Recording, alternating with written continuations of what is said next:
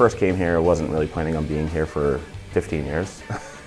But it was kind of like my second job as a paramedic. And I couldn't imagine leaving this place and going anywhere else. This is my home. I went to my junior prom in a Fallon limo. So even before I was at Fallon because my sisters worked here. You know, you have your family by blood, but this was like kind of a family by choice, and I like that. I like helping people. I like being out and moving around and doing different things every day, not knowing what you're going to do on a daily basis.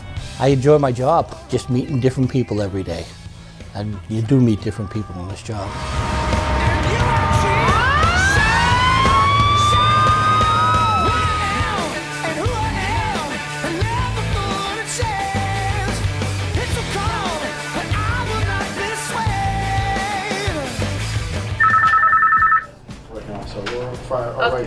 And Jenny already called about that. Okay, oh geez, alrighty, you alright? It's not about us, it's about the patient. At the end of the day, it's all about the patient. We may have them in our truck for an hour, we may have them in our truck for 15 minutes. There's always that compassion that we see with our crews. I used to give it all the time, and it's not my emergency, it's their emergency. I love having the one-on-one time with a patient. I love the idea that I could take a patient who's having a bad day or going through pains and stuff, and I could take their days and switch it into a smile. I enjoy making them forget about their pain for that moment, and just being able to bring a smile to their face just while they're in my vehicle, you know. I enjoyed that a whole lot. Taking care of people was the philosophy of doing the right thing all the time to make sure that we're providing the best patient care. Obviously, the idea that, you know, the company is sort of a family-run business, family organization, which still is a business, but, you know, they want people to feel kind of at home, and we want obviously our patients to feel kind of that same way. I loved my chair car. I did chair car for almost 2 years, and then I became an EMT. I enjoyed that. I did that for about 2 years, and then I ended up coming into dispatch, and I just stayed there forever.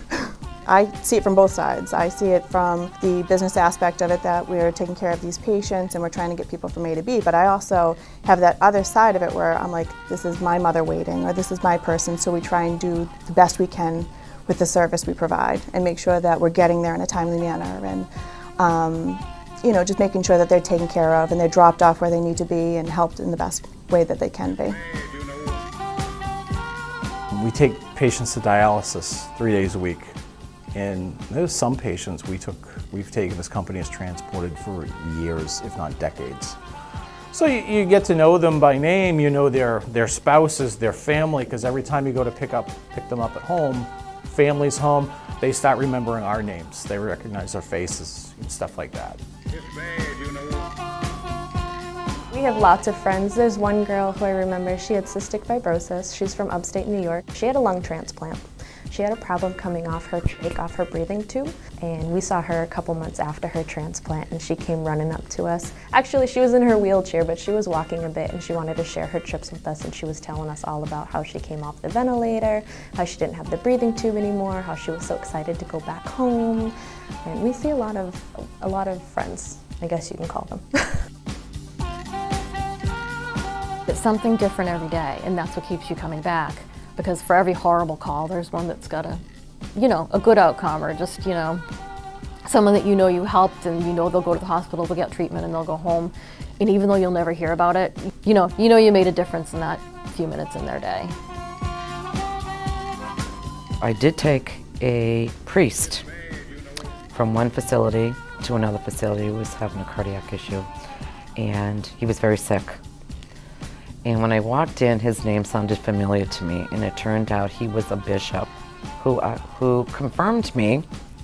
And I was sitting beside him, I was taking his vital signs, and he got really quiet, and I saw him hold his hands.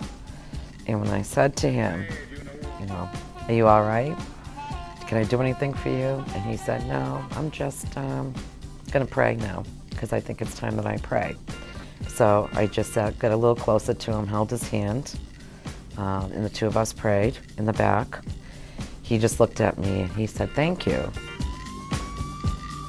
It takes a special breed of person to be able to walk towards the emergency or help that person in their time of need, or to be able to know what to do at any given moment, whatever the situation around you is. When I'm out there, I take care of every patient as if they were my own family member. So we try and keep that as the forefront, is take care of the patient, whatever their situation is, as if you would take care of your own mother, your father, brothers, sisters, aunts, uncles, whatever the case may be.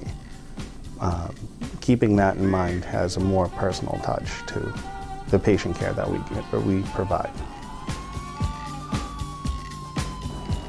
There's always that one call that, you know, you thought you heard hoofbeats, but there was a zebra or a unicorn in there. It was something unique that you never saw before, or you've only seen it once in a while.